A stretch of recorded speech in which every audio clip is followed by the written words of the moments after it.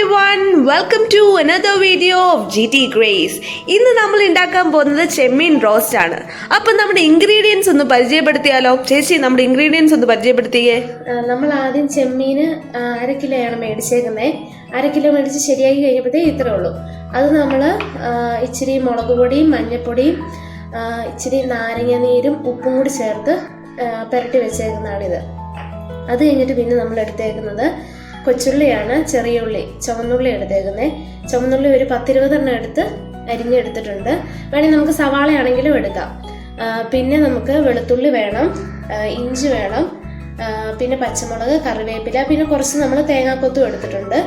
പിന്നെ നമുക്ക് വേണ്ടത് നമ്മുടെ തക്കാളിയാണ് വേണ്ടത്. ഇത്രയും സാധനങ്ങളിട്ട് ചെയ്തതിന് ശേഷം നമുക്ക് ബാക്കി എന്തൊക്കെയാണ് വേണ്ടതെന്നുള്ളത് നോക്കാം.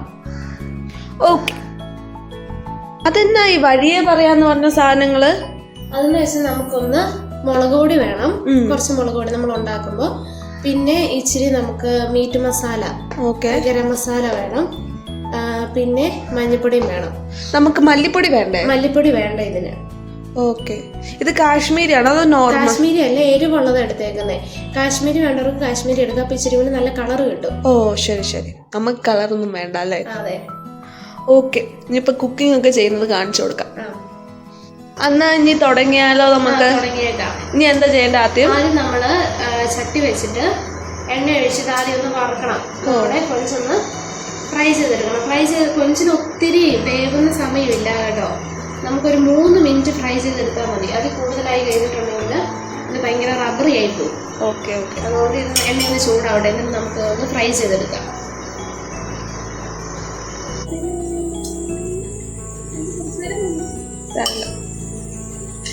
ഇനി അപ്പം നമുക്ക് ഇതിലേക്ക് കൊഞ്ചിടാം.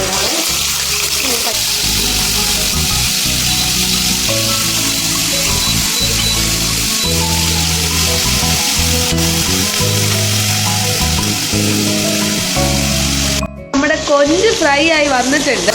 ഓക്കെ ഓക്കെ, ശരി.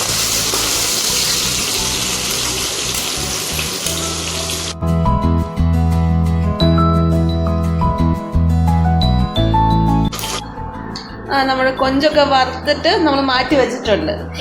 ഇത് നമുക്ക് കുറച്ചും കൂടെ കുറവല്ലേ? അത് നമ്മൾ എടുത്ത് കഴിയുമ്പോഴത്തേ ഇത്രേ വരത്തുള്ളൂ. 1/2 കിലോ കൊഞ്ച് ഇത്രേ വരത്തുള്ളൂ.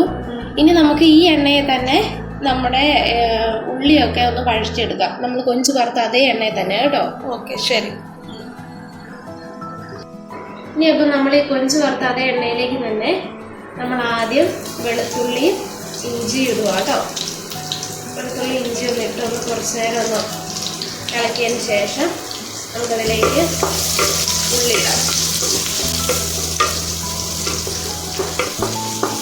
നമുക്കതിലേക്ക് ഉള്ളി ഇടാവേ, ചുമന്നുള്ളി. കൂട്ടത്തിൽ നമ്മുടെ തേങ്ങാക്കൊത്തും കൂടി ഇട്ട് കൊടുക്കാം. എന്നിട്ട് കുറച്ച് കറിവേപ്പില.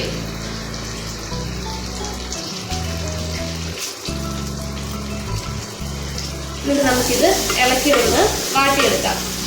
ഈ കൊഞ്ച് വറുത്ത അതേ എണ്ണയിലായതുകൊണ്ട് അതിൻ്റെ ആ ഒരു ഫ്ലേവറൊക്കെ ഇഞ്ചിയിലേക്കും ഉള്ളിയിലേക്കൊക്കെ കൊടുക്കും കേട്ടോ. പിന്നെ ചുവന്നുള്ളി ഇത്ര എടുക്കാൻ പറ്റില്ലാത്തവർക്ക് സവാള എടുക്കാം. സവാള എടുക്കുന്നതെന്ന് വെച്ചാൽ ഇച്ചിരി മധുരിക്കുന്നൊരു ടേസ്റ്റ് വരാൻ സാധ്യതയുണ്ട്.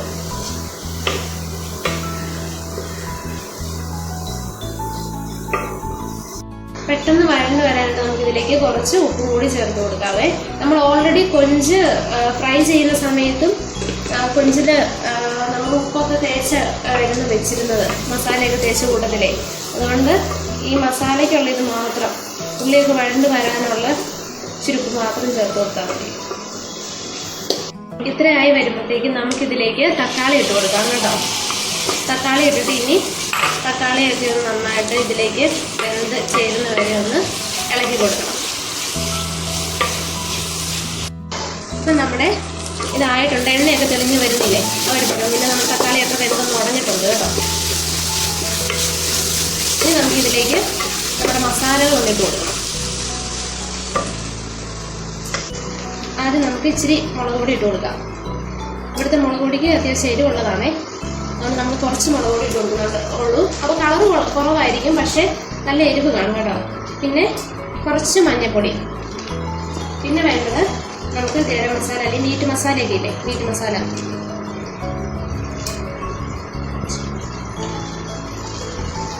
ഇട്ട് കൊടുക്കും. എന്നിട്ട് നമുക്ക് നന്നായിട്ടൊന്ന് വഴറ്റിയെടുക്കണം. ആ പൊടിയുടെ പച്ചമണമൊക്കെ ഒന്ന് പോകുന്നോളം വരെ.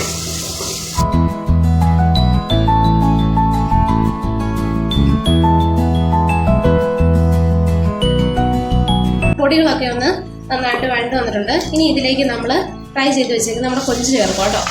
കൊഞ്ച് ചേർക്കുന്നു. എന്നിട്ട് നന്നായിട്ടൊന്ന് ഇളക്കി ഇതാക്കണം. യോജിപ്പിച്ചതിന് ശേഷം നമുക്കിതിലേക്ക് ഇച്ചിരി വെള്ളം കൂടി ഒഴിച്ചു കൊടുത്ത് എന്നിട്ട് ഉപ്പൊക്കെ നോക്കണം കേട്ടോ. ഉപ്പൊക്കെ ഒന്ന് ഇതൊന്ന് തിളച്ച് വരുന്നത് ജസ്റ്റ് ഒരു 2 മിനിറ്റ് ജസ്റ്റ് ഒന്ന് തിളച്ച് വന്നിട്ട് അന്നേരം ഉപ്പൊക്കെ നോക്കിയിട്ട് പാകത്തിലാക്കി ഇട്ട് കൊടുത്ത് നമുക്ക് വാങ്ങാം. അത്രേ ഉള്ളൂ കേട്ടോ. അപ്പൊ ഇനി നമ്മളത് തുറന്ന് നോക്കുവാണേ. കണ്ടോ, ഇത് നന്നായിട്ട് ആയിട്ടുണ്ട്. ഇതിൽ എണ്ണയൊക്കെ പതുക്കെ തെളിഞ്ഞ് വരുന്നുണ്ടോ, ആയിട്ടുണ്ട്. നമ്മൾ ഉപ്പൊക്കെ നോക്കിയായിരുന്നു കേട്ടോ, ഉപ്പൊക്കെ കറക്റ്റാണ്. ഇനി നമുക്കിത് ഒരു ബൗളിലേക്ക് മാറ്റാം.